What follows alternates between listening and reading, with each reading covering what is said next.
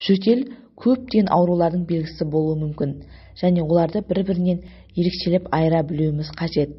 Фарингит кезінде, яғни жұтқыншақтың қабыну кезінде болатын жөтел құрғақ жөтел болады, тамақ жыбырлайды, тамақта жайсыздық сезімі болады және жұтынғанда ауырсыну болады.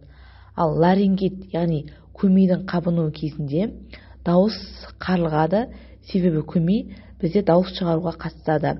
Сонымен қатар бұл кезде жөтел құрғақ жөтел болады және дауысы үйтірген тәрізді болып шығады. Ал аллергия кезінде болатын жөтелдің ерекшелігі ол өзінен өзі пайда болатын жөтел және ұзаққа созылатын жөтел болады. Қандай жөтелге қарсы дәрілер қолданса да көмектеспейді.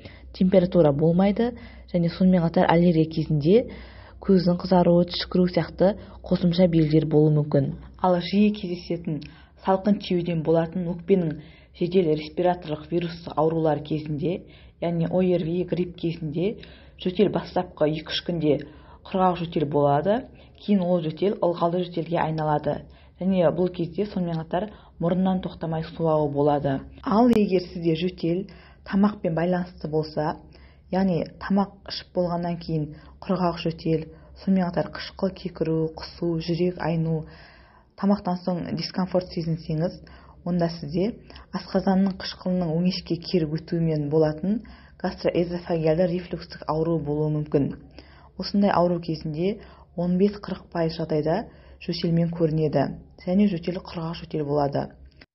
Ал егер сізде ұзаққа созылған құрғақ жөтел және физикалық жүктемеден кейін, немесе көлденең бағытта жатқан кезде жөтел күшейетін болса, ешқандай салқын тиюдің, яғни ОРВИ-дің белгілері болмаса, басқа тынысыңыз тарылса, сонымен қатар ентігу болатын болса, онда сізде жүрек аймағынан әртүрлі аурулар болуы мүмкін. Осы себепті дәріханаға барып кез келген жөтелге қарсы дәріні алып ішпей, бірінші жөтелді шақырған себепті анықтауымыз қажет. Соны барып емдеуіміз қажет. Жөтел ол ешқандай диагноз емес.